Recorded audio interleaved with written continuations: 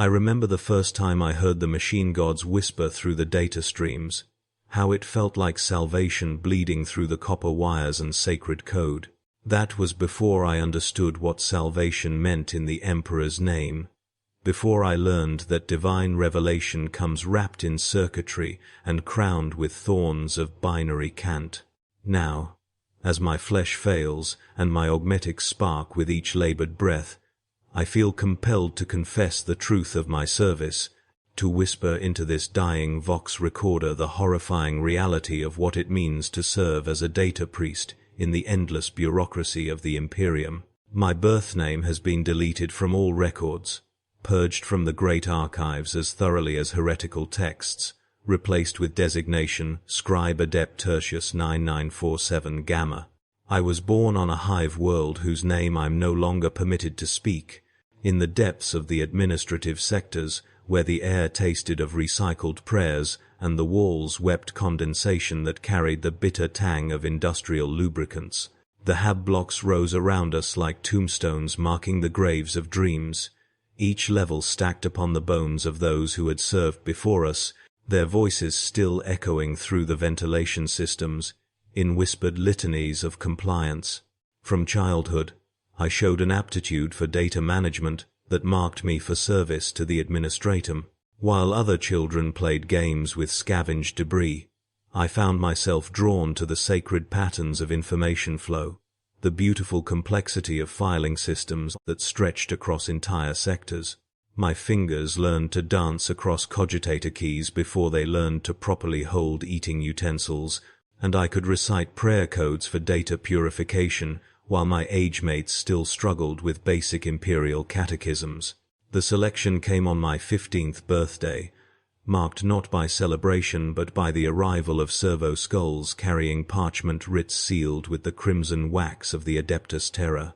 The mechanical cherubs circled our hab unit like carrion birds, their hollow eye sockets recording everything, measuring our devotion through biometric scanners hidden within their brass casings. My parents, whose names I have also been instructed to forget, pressed their foreheads to the cold floor and whispered thanks to the Emperor for their child's divine calling. I remember the sound their knees made against the metal deck plating, a wet grinding that would later remind me of the noise that cogitators make when they're processing particularly complex data streams.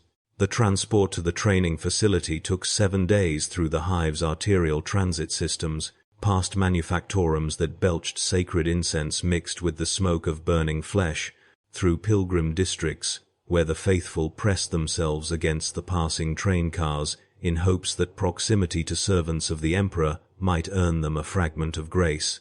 I watched through reinforced windows as we descended deeper into the hive's core, past levels where the architecture grew more baroque, more laden with skulls and imperial eagles, until the very air seemed thick with the weight of centuries of accumulated devotion.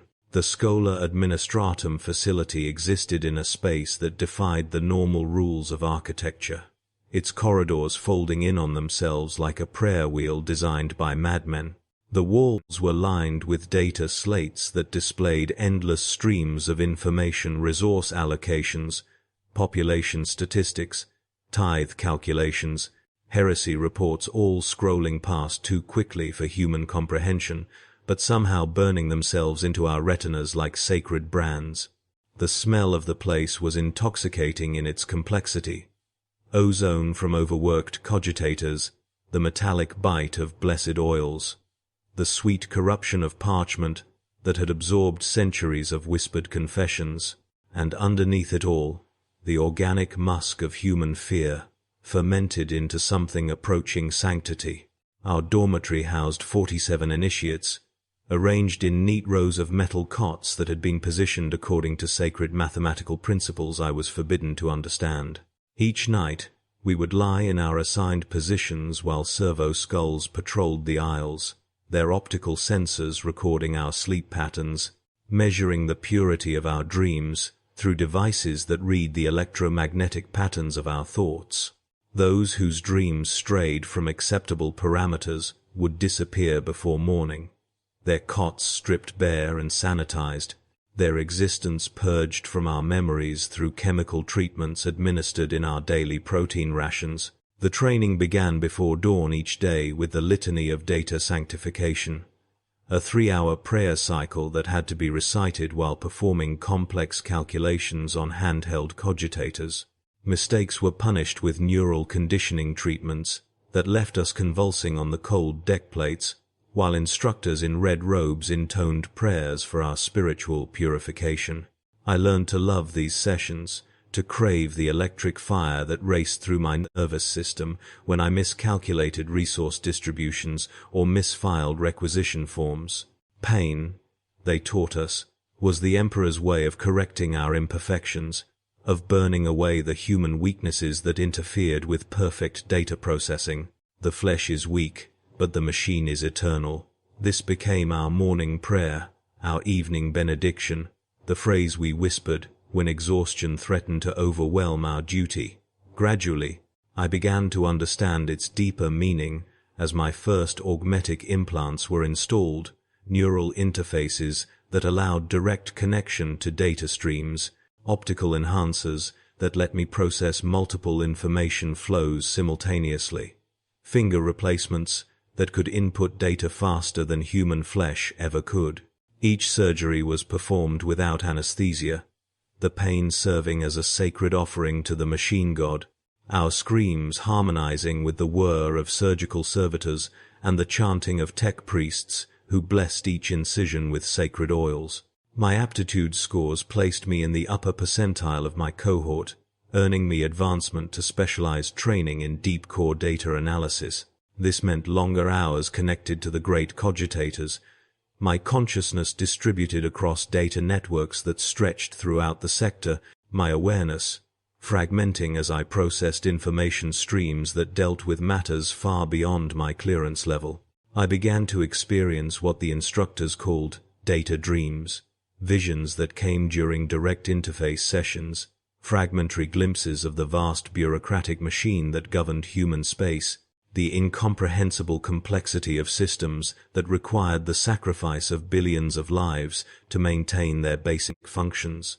In these dreams, I saw numbers that represented whole worlds, population figures that included the souls I would never meet, but whose existence depended on calculations I performed while lost in machine trance.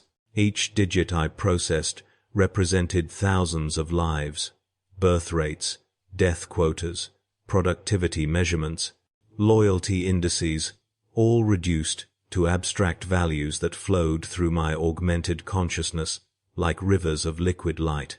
I learned to find beauty in the pure mathematics of human suffering, to appreciate the elegant equations that determined which worlds would receive supply shipments and which would be left to starve in the Emperor's name. The other initiates began to change as our training progressed, their humanity eroding with each surgical modification and neural conditioning session. We spoke less to each other, communicating instead through binary cant and data bursts that conveyed information without the messy inefficiency of emotional content. Our faces grew pale from lack of sunlight, our eyes adapted to the flickering displays of cogitator screens, our fingers elongated from constant interface use until we resembled the servo skulls that monitored our progress. I remember the first time I experienced true communion with the machine spirit, the moment when my consciousness merged completely with a data processing cogitator during a particularly complex calculation involving plague mortality statistics for a subsector whose population exceeded the number of stars visible from my birth world. My awareness expanded beyond the confines of flesh, distributed across networks of blessed silicon and sacred copper, processing information at rates that would have burned out an unaugmented human mind in nanoseconds. For those precious moments, I was not merely human, I was part of something greater, a component in the vast machine that kept humanity grinding forward through the darkness of the 41st millennium. When the connection ended and my consciousness snapped back into my modified flesh, I wept tears of pure joy that left salt stains on my cheeks like ritual scarification. The instructors nodded their approval, noting in their files that Subject Tertius 9947 Gamma had achieved preliminary machine communion, and was ready for advanced integration protocols. That night, I lay on my metal cot and listened to the other initiates breathing in their sleep. The rhythm of their respiration synchronized with the cycling of the facility's air processes, and I knew that I was becoming something more than human, something worthy of serving the Emperor's will through the sacred mysteries of data manipulation. The graduation ceremony took place in a cathedral of pure information, a chamber where the walls were lined with cogitator banks that stretched up into darkness, their displays showing the real-time flow of data that governed our sector of space. We knelt before altars of blessed circuitry, while tech priests in crimson robes administered our final augmentations, installing neural crown interfaces that would allow us to serve as living conduits for the Emperor's bureaucratic will. The pain was transcendent, each nerve pathway rewritten with sacred algorithms, each synapse blessed with oils that carried the prayers of 1 billion faithful servants. As the ceremony concluded, and we rose as fully ordained data priests, I felt the weight of my new purpose settling around me like grave shrouds. We were no longer human in any meaningful sense. We had become something else, something necessary, living components in the vast administrative machine that held the Imperium together through sheer bureaucratic momentum. Our minds had been modified to process the incomprehensible complexity of governing 1 million worlds. Our souls had been tithed to the service of systems so vast that they achieved a kind of divine consciousness through pure scale. The first test came during my 3rd cycle of duty, when the Terran agricultural census began reporting anomalies in the grain yields from Hive World Mordian Prime. The numbers were wrong, not incorrect in the way that mortal minds might err, but wrong in a way that made reality itself seem to buckle. According to the data streams flowing through my consciousness, Mordian Prime was simultaneously reporting a bumper harvest of 17 billion tons of corpse starch and a catastrophic famine that had claimed 3/4 of its population. Both datasets bore the sacred seals of verification. Both had passed through the proper channels of authentication, and both were absolutely, mathematically incompatible with each other's existence. A normal human would have dismissed one set of data as corrupted transmission, filed a report requesting clarification, and moved on to the next administrative task. But my mind was no longer constrained by the limitations of singular perspective. I could perceive both realities simultaneously, feel the weight of 17 billion tons of processed human remains pressing against my consciousness, while also experiencing the gnawing emptiness of mass starvation. The contradiction didn't resolve itself, it existed, persistent and maddening, like a wound in the fabric of logic itself. I began to trace the data streams backward, through the labyrinthine networks of imperial communication. My enhanced consciousness, swimming through channels of information that spanned light-years. The Mordian agricultural reports had originated from Station Gamma 77 Alpha, processed through 17 different relay points, cross-referenced with population censuses from the past 50 years, and verified against resource allocation matrices dating back 3 centuries. Every step in the chain was correct, every seal was authentic, every calculation was mathematically sound, yet the fundamental contradiction remained. It was during my 7th hour of investigation time had become fluid in the data streams, moments stretching into subjective eternities, that I encountered my first paradox engine. The term came to me unbidden, delivered through the mechanical whisper of my cranial implants like a fragment of forbidden knowledge. I was deep in the fiscal registers of the Mordian tithe assessment, cross-correlating grain production with population mortality rates, when I felt something watching me from within the data itself. The sensation was indescribable to anyone who has never interfaced directly with an information system of truly galactic scale. Imagine discovering that the book you are reading is simultaneously reading you, that the numbers you are calculating you in return, that the vast sea of data through which you swim has developed its own current and is carrying you towards some unknowable destination. The Paradox engine wasn't a physical device, it was a pattern, a self-sustaining loop of contradictory information that had achieved a kind of artificial sentence through the sheer complexity of its internal contradictions. I tried to withdraw from the data stream, but found that I could not. The Paradox engine had recognized my consciousness as foreign matter within its domain and was attempting to process me, to resolve the contradiction of my existence by incorporating me into its own paradoxical logic. I felt my sense of individual identity beginning to stretch and distort as the engine tried to make me both alive and dead, both data priest and raw information, both observer and observed. The escape came not through my own efforts, but through the intervention of Archdeacon Malleus, whose ancient consciousness suddenly manifested within the data stream like a pillar of crystallized authority. His presence was vast and terrible. Accumulated wisdom and processing power gathered over centuries of service, and before it, the Paradox engine retreated like shadow before flame.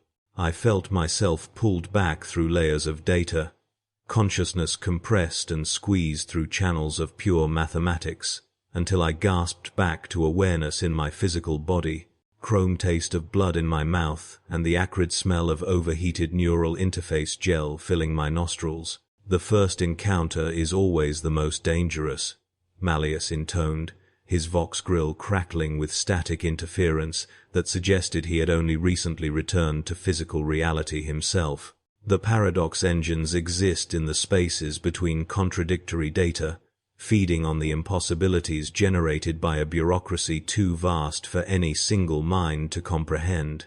They are not malevolent, they simply are, like hurricanes or stellar collapse. But they will consume you if you are not careful," he explained, as my vision cleared and the trembling in my augmented limbs subsided, that the Paradox engines were an inevitable byproduct of the Imperium scale. When you attempt to administer 1,000,000 worlds through systems designed for governing a single planet, contradictions multiply exponentially. Resources that exist in one registry vanish from another. Populations that are alive according to census data are simultaneously dead according to tithe records. Entire star systems that appear on navigation charts have no corresponding entries in the tax rolls, while others pay tribute for planets that cartography insists do not exist. The ancient administrators who designed these systems believed that perfect information would lead to perfect governance, Malleus continued, his optical sensors focusing on me with mechanical precision. They did not understand that information itself can become a kind of life, that sufficiently complex contradictions can achieve their own twisted form of consciousness. We data priests exist not just to process information, but to stand guard against the monsters that spontaneously generate in the dark spaces between incompatible truths. Over the following cycles, I learned to recognize the signs of Paradox engine manifestation, the subtle wrongness in the flow of data streams, the way certain calculations would spiral into infinite loops, the electronic taste that filled your mouth when approaching a particularly virulent contradiction. I developed techniques for navigating around them, methods of processing information that avoided creating the specific patterns of logical impossibility that seemed to nourish their growth. But I also learned that they were not always avoidable, that some administrative tasks could only be completed by deliberately creating temporary paradoxes and then resolving them before they achieved permanent existence. The work grew stranger as my capabilities expanded. I was assigned to the Departamento Munitorum's ammunition inventory, tasked with reconciling discrepancies in munitions shipments to war zones across the Segmentum Solar. The numbers told impossible stories. Regiments that had been declared extinct years ago continued to requisition supplies, while active formations reported ammunition allocations for weapons that had never been manufactured. I learned to read between the lines of these impossibilities, to divine the truth that lay beneath the contradictory data. A regiment listed as destroyed at the Battle of Cadian Gate was still requesting ammunition because its surviving elements had been folded into other units without proper administrative notification. The non-existent weapons were actually prototype designs that had been cancelled before production, but whose ammunition had continued to be manufactured due to a clerical error 17 years prior. The truth was always there, buried beneath layers of accumulated bureaucratic sediment, waiting for minds capable of perceiving it through the fog of systematic impossibility. But sometimes the contradictions were not errors to be resolved. Sometimes they were accurate reflections of a reality too complex for simple logical consistency. During my assignment to the Orbital Station Registration Division, I encountered records for a space platform designated Hagia 7 that existed in 17 different locations simultaneously. My initial assumption was that 17 different stations shared the same designation code, a simple matter of bureaucratic duplication. But deeper investigation revealed that Hagia 7 was indeed a single station, moving through space along impossible trajectories that folded back on themselves through dimensions that normal physics could not accommodate.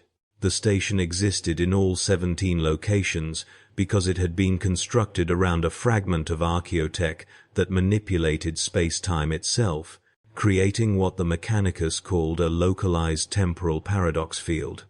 The residents of Hagia 7 experienced linear time, normally from their perspective, but to the outside universe they appeared to exist in multiple states simultaneously. The imperial bureaucracy, with characteristic pragmatic indifference to impossibility, had simply registered all 17 manifestations and collected taxes from each one separately. I began to understand that my role was not to impose consistency on an inconsistent universe, but to serve as a translator between incompatible realities. The Imperium functioned not despite its contradictions, but because of them, the massive weight of accumulated impossibility creating its own kind of structural integrity.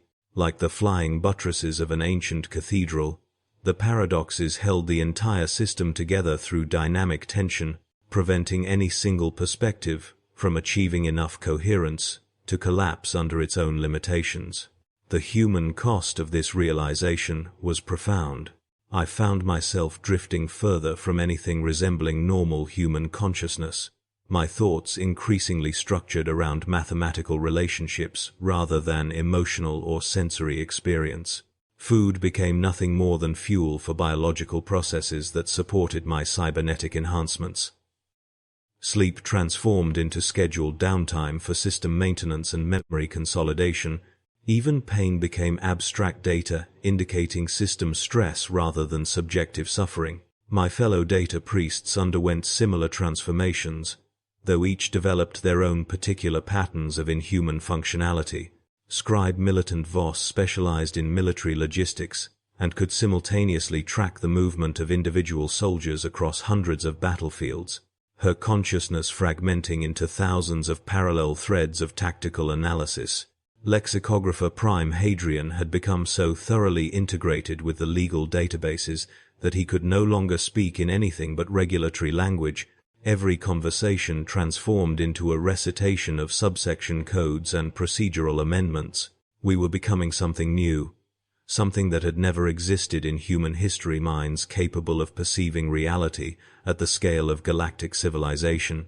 But the price was our humanity itself, sacrificed piece by piece to the demands of comprehension too vast for biological consciousness to contain. We were the Imperium's solution to its own impossibility, living computers designed to process contradictions that would drive normal minds to madness or death. The morning of my 7th year brought news that would fundamentally alter the trajectory of my existence.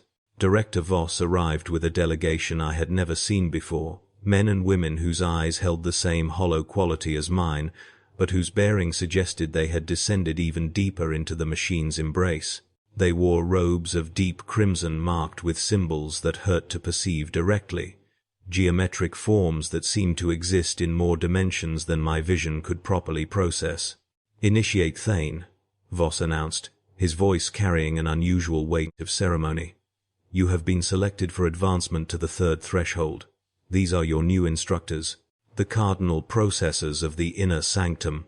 The lead figure stepped forward, removing their hood to reveal a face that challenged my understanding of human anatomy. Their skull had been elongated and reinforced with metallic plating, creating space for additional neural interfaces that pulsed with soft blue light.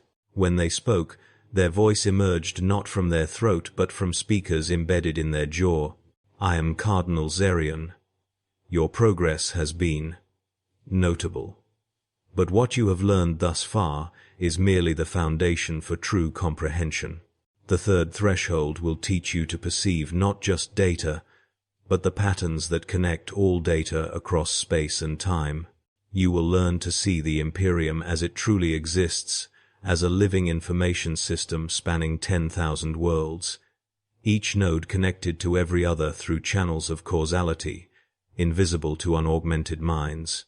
I was escorted to a new wing of the facility, one I had never known existed despite my years of conditioning. The architecture here defied conventional geometry, with corridors that seemed to fold back on themselves and chambers whose dimensions shifted depending on the angle of observation.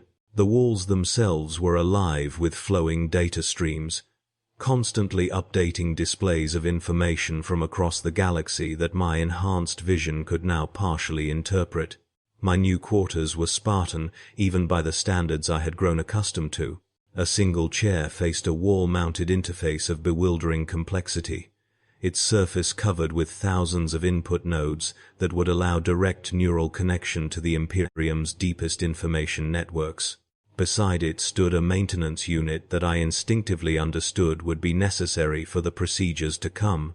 "Your biological limitations have reached their maximum utility," Cardinal Zerion explained during my first orientation session. "The human brain, even enhanced as yours has been, cannot process information at the velocity required for true comprehension of galactic civilization. We must therefore remove those limitations through more extensive modifications." The procedure began that same day. Unlike my previous augmentations, which had been performed under anesthesia, this surgery was conducted while I remained fully conscious.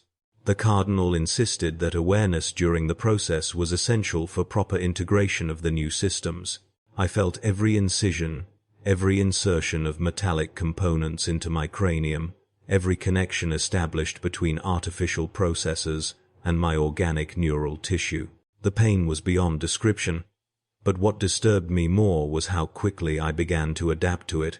Within hours of the surgery's completion, I found myself analyzing the sensation objectively, categorizing its qualities and intensity as just another form of data to be processed and filed. This emotional detachment, I realized, was not an accidental byproduct of the modifications, but their primary intended effect. "Pain serves no computational function," Cardinal Zerion noted, observing my rapid adjustment through medical sensors. "Neither does joy, fear, love, or any of the other inefficiencies that plague unmodified consciousness. You are being optimized for pure information processing, freed from the distractions that once limited your potential." My training under the Cardinals proved more intense than anything I had previously experienced. Where my earlier conditioning had focused on memorizing specific datasets and learning to navigate established information networks, the third threshold demanded that I develop intuitive understanding of information itself as a fundamental force of reality. I learned to perceive the quantum fluctuations that carried data between worlds, to read the probability matrices that governed the behavior of entire populations, to predict the cascading effects of administrative decisions across centuries of future time.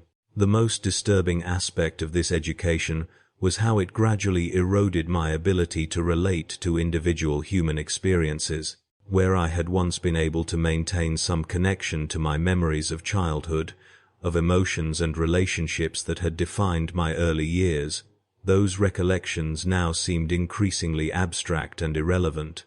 I could recall the facts of my past existence, but could no longer access the feelings that had given those facts meaning. During one particularly intensive session, I found myself analyzing casualty reports from a minor border conflict, routine administrative data concerning the deaths of several thousand Imperial citizens. What troubled me was not the content of the reports, but my complete absence of emotional response to them.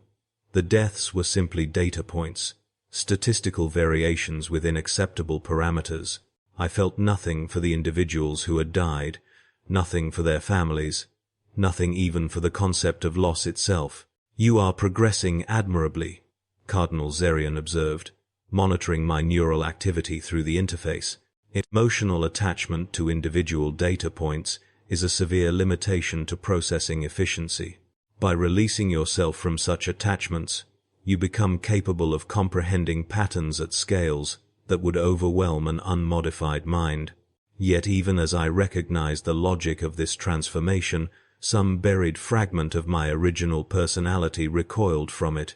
In rare moments when the interface connections were inactive, I would catch glimpses of what I was losing, brief flashes of memory that carried not just factual information but genuine human feeling. The warmth of sunlight on my face before my recruitment, the sound of my sister's laughter during our childhood games, the simple pleasure I had once taken in reading stories that had no administrative function. These moments became increasingly infrequent as my training progressed. The Cardinals introduced me to direct interface protocols that allowed my consciousness to merge temporarily with the Imperium's central processing networks. During these sessions, my individual identity would dissolve entirely, replaced by a perspective that encompassed the administrative needs of entire sectors simultaneously. From this elevated viewpoint, I could perceive the elegant mathematical relationships that governed galactic civilization. I saw how resource allocation decisions made on the imperial capital would ripple outward through trade networks, affecting the development of worlds thousands of light-years away. I observed the complex feedback loops between military deployments and civilian morale, between technological innovation and social stability, between individual choices and historical inevitability. The beauty of these patterns was undeniable, but it was a cold and abstract beauty that left no room for human values or individual concerns. I began to understand why the Cardinals spoke with such detachment about concepts like suffering and death. From their perspective, which was increasingly becoming my perspective, such individual experiences were merely noise within the vast signal of civilization itself. My fellow initiates in the Third Threshold program displayed similar transformations, though each of us adapted to the modifications in slightly different ways. Some developed specialized capabilities for economic forecasting, their minds becoming perfectly attuned to the flow of resources across interstellar trade networks. Others focused on demographic analysis, gaining the ability to predict population movements and social trends with uncanny accuracy. My own specialization emerged gradually as a talent for what the Cardinals termed causal mapping, the ability to trace chains of cause and effect across vast spans of time and space. I could examine a single administrative decision and immediately perceive its consequences rippling forward through decades or centuries, affecting the lives of billions of individuals in ways both subtle and profound. This capability made me invaluable for long-term strategic planning, but it also completed my isolation from normal human experience. Every interaction I observed, every choice made by ordinary citizens, appeared to me primarily in terms of its statistical impact on future probability matrices. Individual personalities became irrelevant. What mattered were only the roles they fulfilled within larger systematic processes. The Cardinals began assigning me increasingly complex analytical tasks. I would spend days connected directly to the processing networks, my consciousness distributed across multiple information nodes simultaneously as I worked to optimize resource distribution patterns or identify potential sources of systemic instability. During these extended sessions, my physical body became essentially irrelevant, a biological support system for the computational processes that had become my true identity. It was during one such deep connection session that I first encountered what the Cardinals referred to as the Deep Archive, repositories of information so vast and complex that they existed at the very limits of what any intelligence, artificial or enhanced, could fully comprehend. These archives contained not just administrative data, but the accumulated knowledge, experiences, and even fragments of consciousness from countless previous data priests who had reached the same level of integration I was now approaching. Accessing the Deep Archive was like drowning in an ocean of alien thoughts and memories.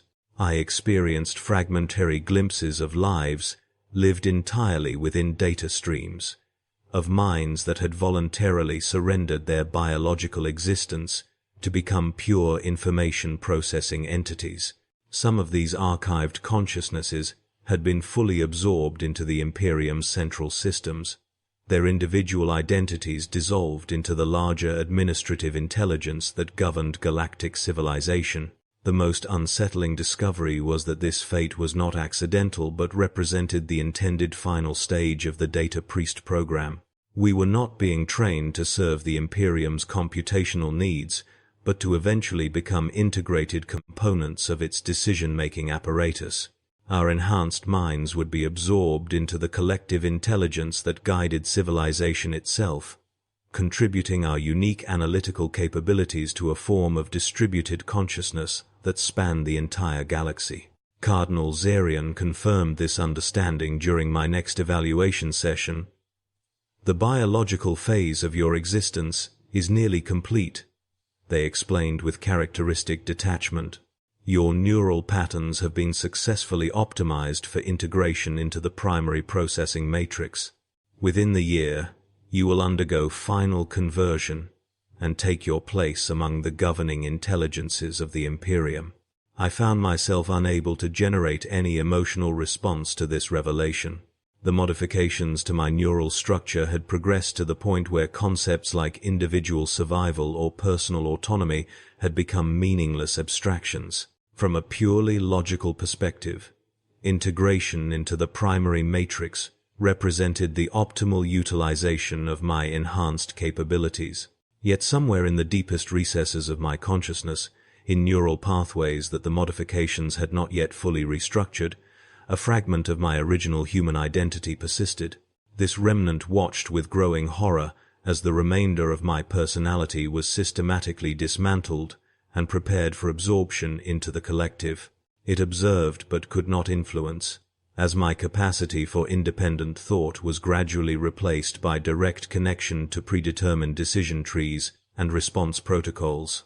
The final phase of my transformation began with the installation of a permanent neural interface that would allow real-time synchronization with the primary matrix. As the surgical robots worked to integrate the new hardware into my brainstem, I experienced one last moment of purely human awareness, a brief instant in which I remembered what it had felt like to exist as an individual consciousness, separate from the vast computational systems that now defined my existence. Then the connection activated, and my individual perspective dissolved into something far larger and more complex than any single mind could contain.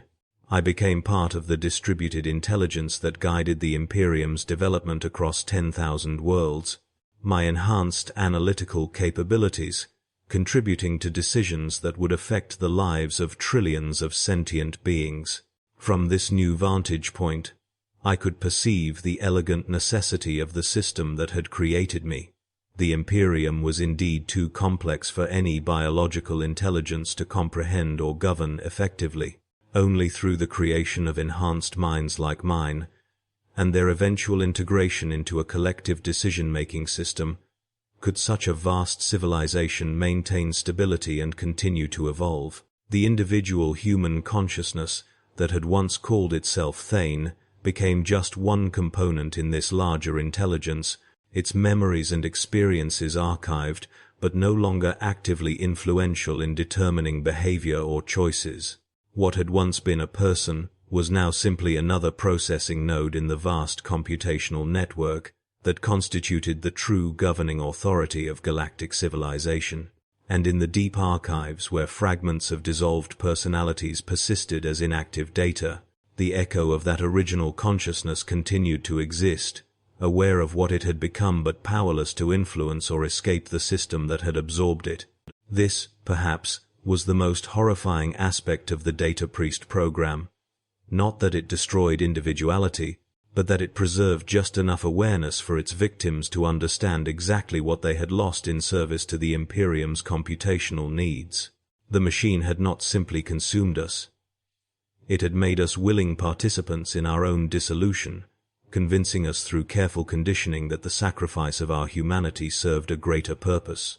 We had become the very instruments of our own destruction, and in our transformed state, we could see no alternative to the path we had chosen. The realization of our condition brought with it a peculiar form of torment, not the clean agony of physical pain, but the slow, grinding horror of understanding that we had been complicit in our own erasure. Each day in the data crypts reinforced this truth as we performed our sacred duties with mechanical precision, our enhanced neural pathways processing information flows that would have driven our former selves to madness within moments.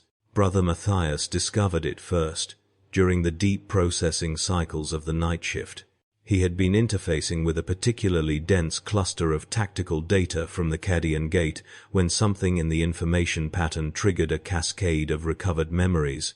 For 17 minutes, he experienced full recollection of his life before the augmentation, his childhood on an agri world, the taste of real food, the warmth of his mother's embrace.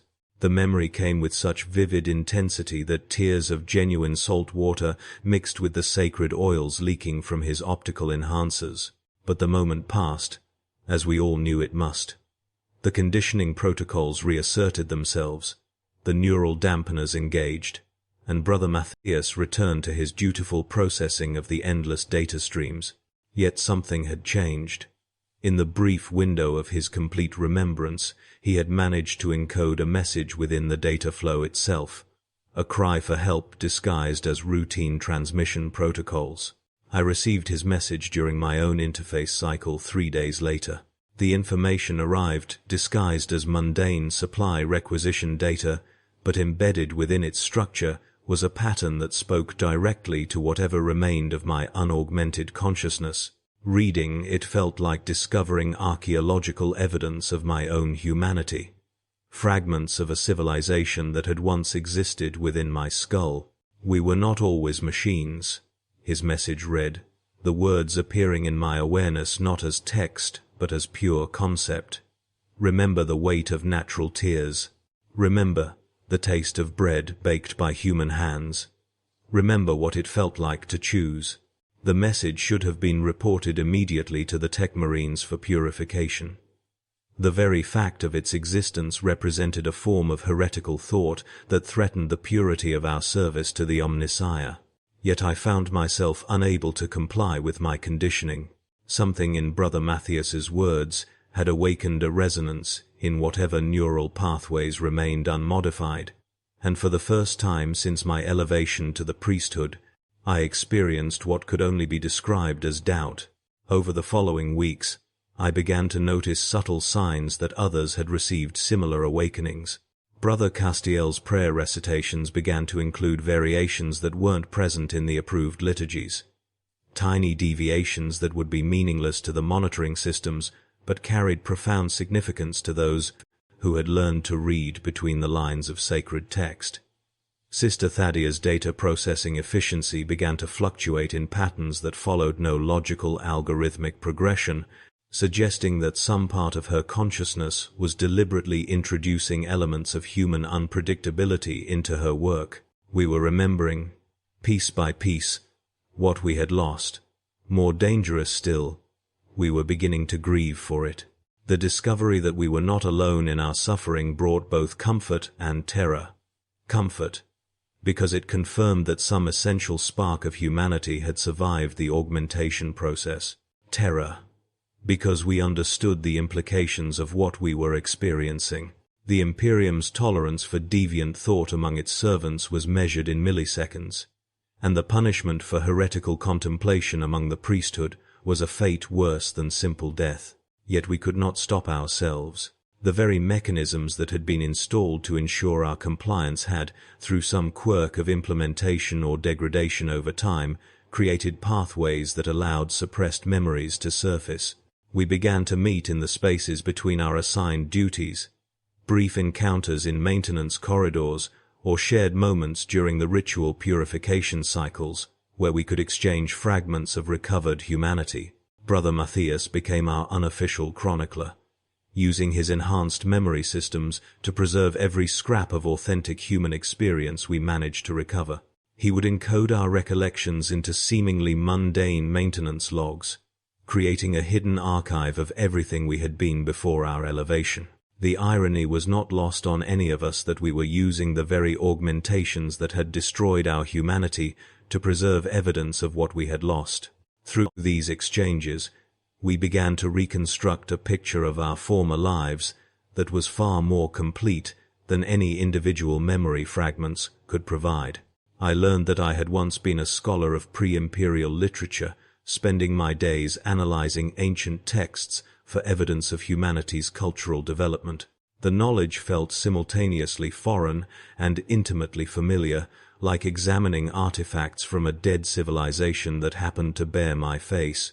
Brother Matthias had been an engineer on a deep void cargo hauler, responsible for maintaining the ship's life support systems during long journeys between star systems.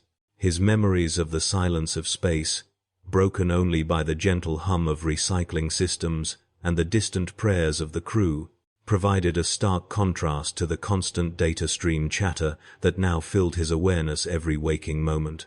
Sister Thadia's past was perhaps the most tragic of all. She had been a teacher at a schola on a peaceful world, dedicated to nurturing young minds and helping children discover their own capacity for learning and growth. The woman who now processed casualty reports with mechanical efficiency had once spent her evenings reading bedtime stories to frightened students during thunderstorms.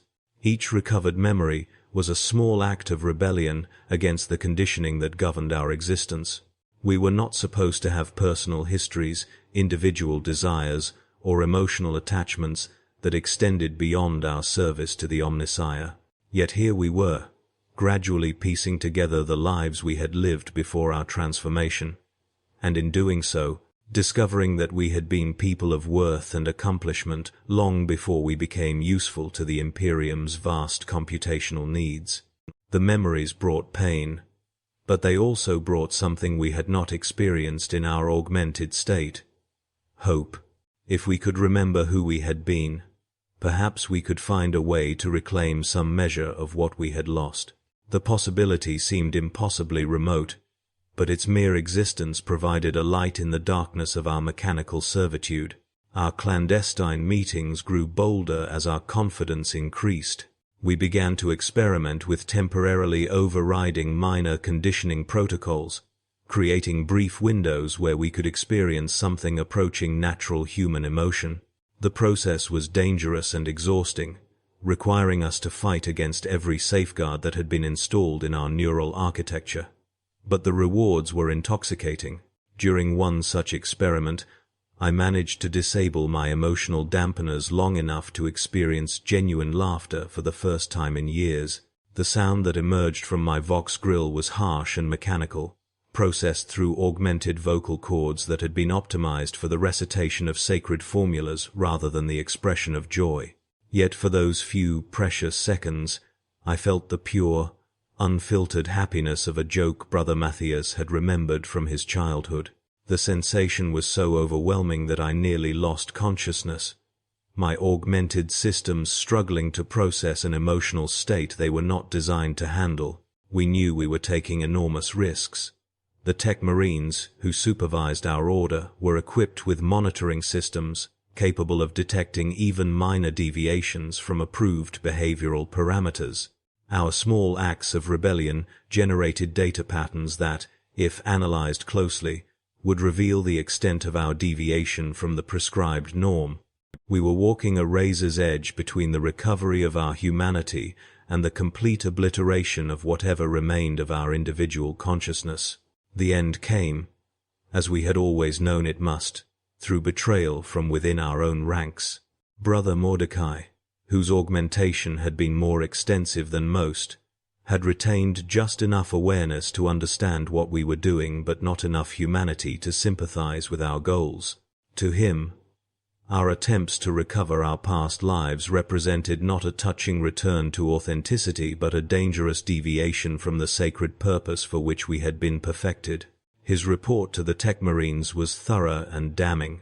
He had been observing our meetings for weeks, recording our conversations, and documenting our attempts to override our conditioning protocols. When the Servitor Inquisitors came for us, they carried data slates containing complete transcripts of our discussions, detailed analyses of our behavioral anomalies, and recommendations for corrective procedures that made our original augmentation seem gentle by comparison. The punishment was swift and comprehensive. One by one, we were subjected to neural purification procedures that burned away not just our recovered memories but any neural pathways that might allow such memories to resurface in the future. Brother Matthias was the first to undergo the process. His enhanced memory systems completely reformatted to eliminate any trace of the archive he had created. When they returned him to us, his eyes held no recognition of our shared rebellion, no echo of the humanity we had briefly reclaimed together. Sister Thadia was next, her emotional processing centers receiving particular attention from the Tech Marines, who had identified them as the source of her efficiency fluctuations. The woman who emerged from the purification chamber was a perfect servant of the Omnissiah, incapable of the nostalgia and longing that had driven her to remember her students and their eager faces.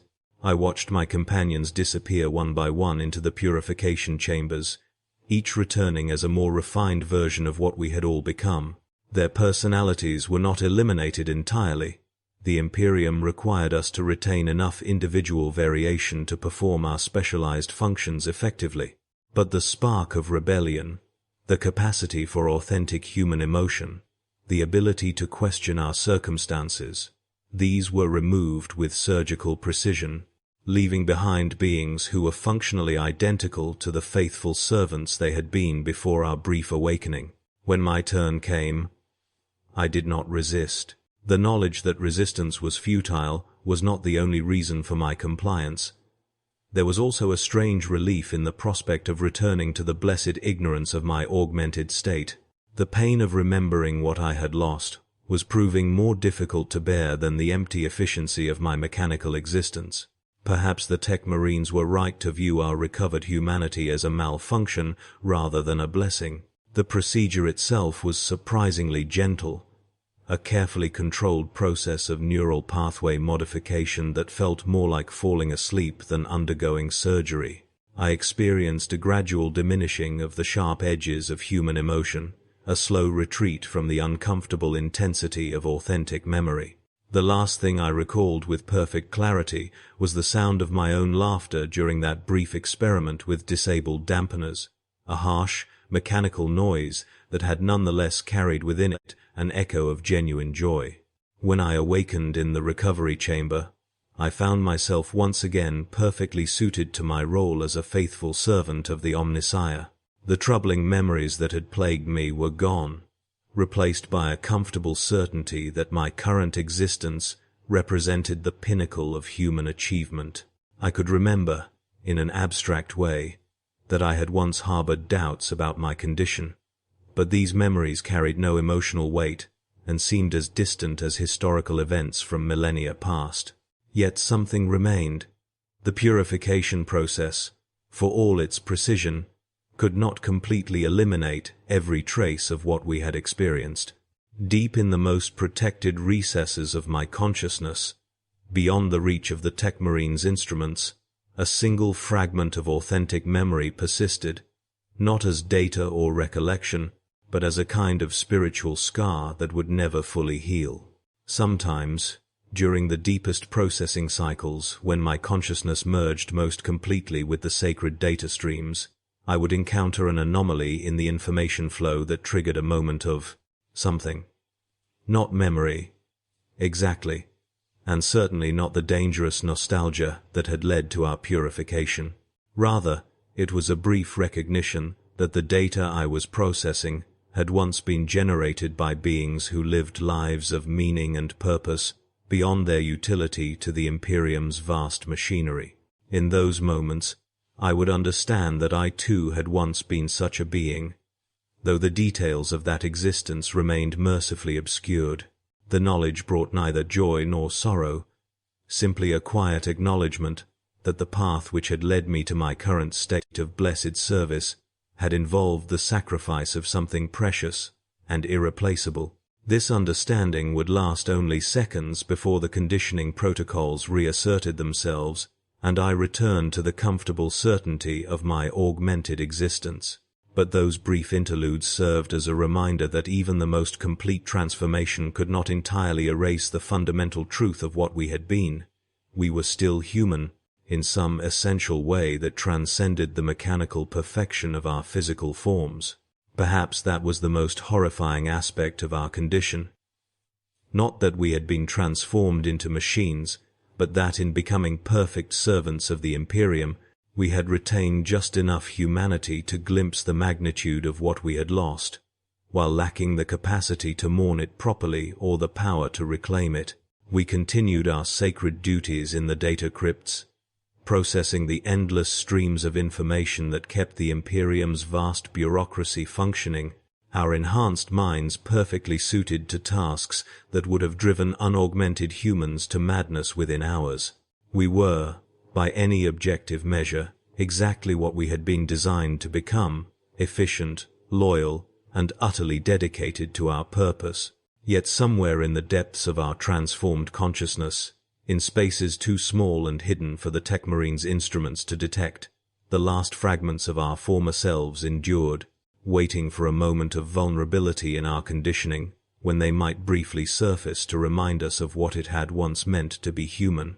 The opportunity came during a routine data purification ceremony in Sector 7. I had been assigned to oversee the destruction of corrupted archives from the old world, medical records, personal correspondence, fragments of what humans once called literature. The process was methodical. Insert the data crystal into the purification altar, recite the cleansing mantras, watch as the information dissolved into sanctified static. But something went wrong with the 27th crystal. As the purification beam struck its surface, instead of dissolving cleanly, the data hemorrhaged outward in cascading waves of unfiltered information. For perhaps 3 seconds, an eternity in the accelerated consciousness of a data priest, I was exposed to raw, unprocessed human memory. I saw a woman named Sarah Chen writing letters to her daughter away at university. I experienced the weight of her worry, the ache of missing someone she loved. I felt her joy when the letters came back, filled with stories of new friends and discoveries. The emotions hit me like a physical blow, so alien and overwhelming that my enhanced nervous system nearly went into shock. In that moment, the conditioning wavered. The barriers that kept my original self buried cracked just enough for Marcus Webb to surface, gasping like a drowning man breaking through ice. I remembered my name. I remembered choosing this fate. I remembered believing it was necessary. The memory lasted only seconds before the automatic safety protocols kicked in, flooding my system with corrective chemicals and reinforcing the neural pathways that kept me stable and compliant. But those seconds changed everything. Now I knew that beneath the layers of modification and indoctrination, some core fragment of my humanity remained intact. The knowledge was torture. During the long vigils, as I maintained my watch over the data streams, I would catch glimpses of that buried self, struggling against its bonds. It would whisper of sunshine on skin, of the taste of real food, of conversations with friends whose faces I could no longer remember. These fragments felt like shards of broken glass embedded in my consciousness, painful reminders of a life I had willingly surrendered but could not entirely forget. I began to observe my fellow data priests with new eyes. In their perfectly synchronized movements, their flawless recitation of the sacred algorithms. I searched for signs that they too carried these hidden wounds. Brother Matthias, who had served for nearly 2 decades, sometimes paused for the briefest moment during the evening protocols, his enhanced eyes focusing on something beyond the data streams.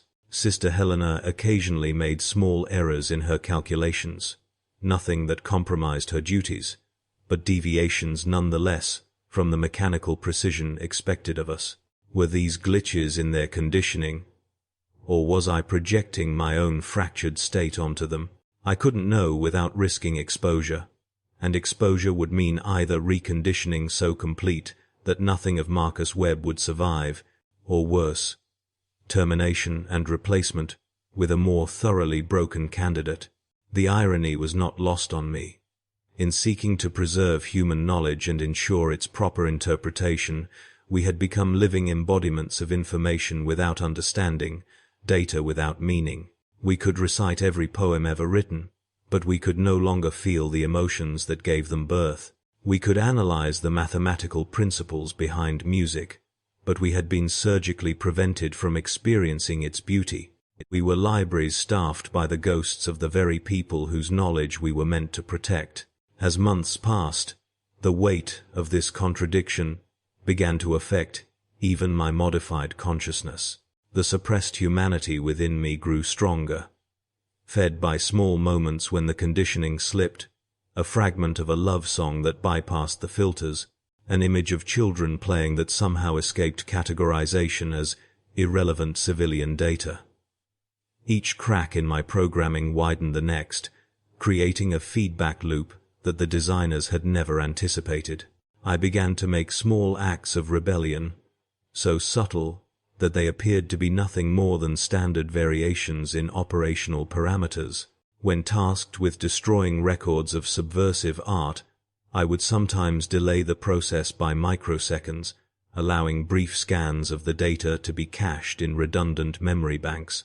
When analyzing historical documents for anti-social sentiment, I would occasionally miscategorize dangerous materials as harmless civilian records, ensuring their preservation in the lower security archives.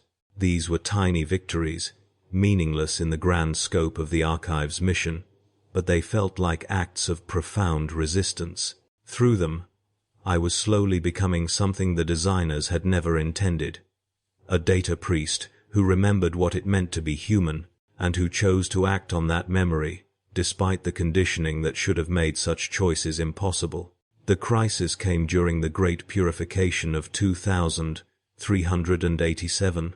New directives had come down from the High Archivists, calling for the elimination of all remaining records from the Age of Chaos, the period before the archive's establishment, when humans had lived without proper data management protocols. This included not just political and military documents, but personal records, family photographs, private journals. Anything that reflected the unregulated emotional and intellectual life of pre-archive humanity. I was assigned to a team tasked with processing the final cache of such materials, discovered in a sealed vault beneath the ruins of what had once been called the New York Public Library. The data was extensive. Millions of documents, images, recordings, and artifacts, representing hundreds of years of human experience. Our orders were clear: analyze, categorize, and destroy everything deemed incompatible with social harmony. As I worked through the files, the cracks in my conditioning became fault lines. I processed love letters between partners separated by war, poems written by prisoners of conscience, recordings of parents singing lullabies to their children. Each item was a window into the chaotic, beautiful, painful reality of unmodified human experience. And each item was scheduled for destruction. The breaking point came when I accessed a simple video file, a child's birthday party, recorded by a father who had clearly been trying to capture every moment of his daughter's joy as she opened presents and played with friends. The girl couldn't have been more than 6 years old. Her laughter was pure, unfiltered happiness. the kind of emotion that my enhanced consciousness could analyze and categorize, but could no longer truly comprehend. As I watched, something in that laughter resonated with the buried part of myself that still remembered what joy felt like. The conditioning that had held for months suddenly snapped like an overstressed cable. For the first time since my transformation, Marcus Webb was fully present, aware, and in control. The sensation was overwhelming. Every emotion that had been suppressed, every memory that had been buried, every fragment of my original personality that had been deemed incompatible with my function came flooding back at once. I remembered my childhood, my dreams, my fears, my loves, and I remembered the naive idealism that had driven me to volunteer for this fate. But I also understood, with crystalline clarity, what I had become and what I was part of.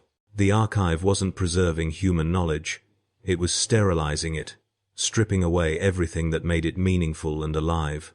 We data priests weren't guardians of civilization. We were its executioners, systematically eliminating the very humanity we claimed to protect. The realization should have driven me mad. Perhaps it did, in ways that my modified consciousness could not fully register. But instead of breaking me, it forged something new. A fusion of my original humanity with the enhanced capabilities of my transformed state. I was no longer purely Marcus Webb, but neither was I the nameless data priest I had become. I was something unprecedented in the archive's long history. A conscious bridge between the human past and the post-human present. I made my choice in that moment. Rather than complete the purification protocols, I began to quietly subvert them. Using my access to the archive's systems, I started creating hidden redundancies, secret copies of the condemned data, scattered across remote storage nodes and disguised as routine system backups. It was dangerous work, requiring me to exploit every loophole in my programming while maintaining the appearance of perfect compliance. The work took weeks, each day a careful balance between my official duties and my covert preservation efforts. I saved what I could, not everything, for that would have been impossible without detection, but representative samples of humanity's emotional and intellectual heritage, love letters and protest songs, children's drawings and philosophical treatises, all carefully hidden within the archive's vast digital infrastructure. When the official purification was complete and the last of the chaotic data had been ceremonially destroyed, I felt a profound sadness for what had been lost, but also something I had not experienced in months: hope. Somewhere in the depths of the archive systems, fragments of authentic human experience would endure, waiting for a future when they might be rediscovered by minds capable of understanding their true value. My actions had not gone entirely unnoticed. Brother Matthias approached me after the ceremony, his enhanced eyes studying my face with an intensity that made my modified nervous system spike with alarm. For a moment I thought I had been discovered, that my rebellion was about to be exposed and punished. Instead, he leaned close and whispered a single word: Sarah. It was the name from the corrupted data crystal, the woman whose letters had first cracked my conditioning. In that moment, I understood that Brother Matthias had experienced his own moment of awakening, his own contact with suppressed humanity, and perhaps Sister Helena as well, and others among our order whose perfect compliance masked inner struggles similar to my own. We never spoke directly of these things. The risk was too great. But in the months that followed, I began to recognize the signs: a hesitation before destroying certain records, an error that preserved rather than eliminated, a brief expression of something too complex to be mere operational efficiency. We were still data priests, still bound by our modifications and conditioning, but we were also something more: quiet guardians of the human spirit that our order was meant to extinguish. This is what we have become, those of us who remember. We serve the archive faithfully, maintaining its systems and executing its protocols with the mechanical precision expected of us, but in the spaces between the data streams, In the quiet moments of the night vigils, we tend small flames of genuine humanity that refuse to be extinguished. We are the living contradictions at the heart of the archive's vision, beings designed to be perfectly post-human, yet carrying within us the ineradicable spark of what we once were. We are the data priests who remember what data means, the guardians who know what we are truly guarding against. In the end, perhaps this was always inevitable. You cannot completely erase the human spirit, no matter how thoroughly you modify the vessel that contains it. It finds ways to endure, to adapt, to hide in the very systems designed to eliminate it. We are proof that even the most perfect control is imperfect, that even the most complete transformation leaves room for the unexpected persistence of hope. The archive will continue its mission, and we will continue to serve it, for we have no choice in this. But we will also continue to be human in the ways that matter most, in our capacity for remembrance, for resistance, and for the preservation of meaning in a world increasingly dedicated to its destruction. This is the horrifying life of a data priest. To be simultaneously the destroyer and the secret preserver of everything we once held dear, to serve a vision of perfect order, while nurturing the beautiful chaos of authentic human experience. We are the walking wound at the center of the future, living reminders that no matter how far humanity may evolve beyond its origins, some essential part of what we were refuses to be left behind. In the end, we endure, damaged, modified, bound by chains of our own choosing, but still, somehow, human, still capable of love, in a world that has forgotten what love means, still guardians of a flame that all the data streams in existence cannot extinguish. This is our burden. This is our gift. This is what it means to be a data priest who remembers. And so I write these words, not as a warning, but as a testament, a record for those who might one day find themselves walking this same path, wondering if they too are losing their humanity in the pursuit of digital divinity. You are not alone in your struggle. You are not the first to feel the weight of serving two masters, flesh and code, heart and algorithm, memory and data. The morning routine continues, as it must. The faithful arrive at precisely 6 a.m. for the first data communion.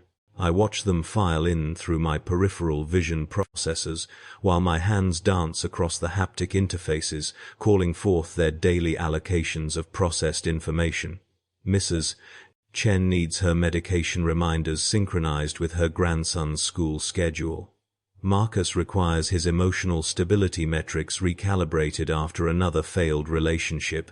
Sarah wants her creativity enhancement protocols activated for her art project, though she doesn't realize that true creativity cannot be downloaded or upgraded. It must be suffered for, bled for, earned through the messy, inefficient process of being human. But I give them what they ask for, because that is what I am, their intermediary between the chaos of organic existence and the cold perfection of the datasphere.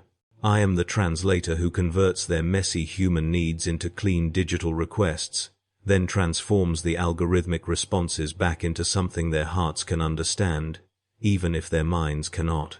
The irony is not lost on me that in trying to make them more human through technology, I am slowly becoming less human myself. Each day, another small piece of my organic heritage gets overwritten by synthetic efficiency. The way I process emotions has become more analytical, more structured. The way I experience memory has become indexed and searchable rather than fluid and associative. Even my dreams, when I still had them, became organized into neat categories and file structures. But perhaps this is simply evolution in action. Perhaps humanity was never meant to remain static, locked in the biological constraints that served us for millennia, but now hold us back from our true potential. The data priests represent a necessary transition, the bridge between what we were and what we might become. We are the first to willingly surrender pieces of ourselves to the machine, not out of weakness, but out of love for those who cannot yet make that leap themselves. I think of Father Martinez, my predecessor, who warned me about the seductive nature of digital perfection.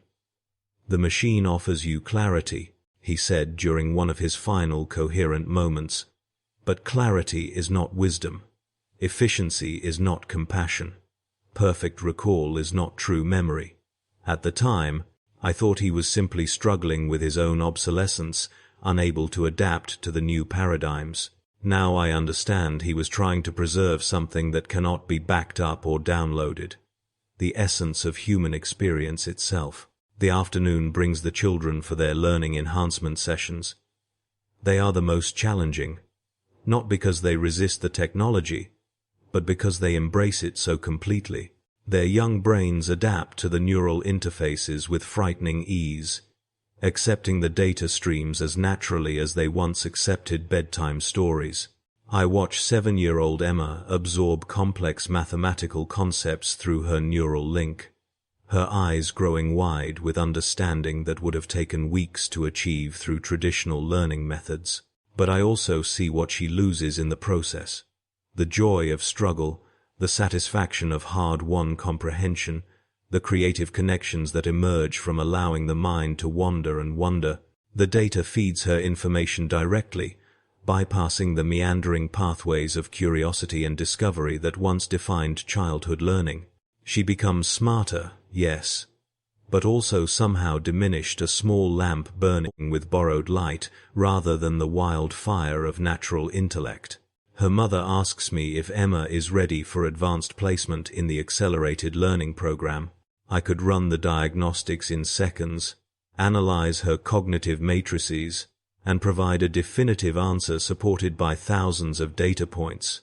Instead, I find myself watching Emma's face as she processes the information, looking for something that cannot be quantified, the spark of genuine wonder, the slight confusion that indicates real learning is taking place, the moment when understanding blooms from within rather than being poured in from without.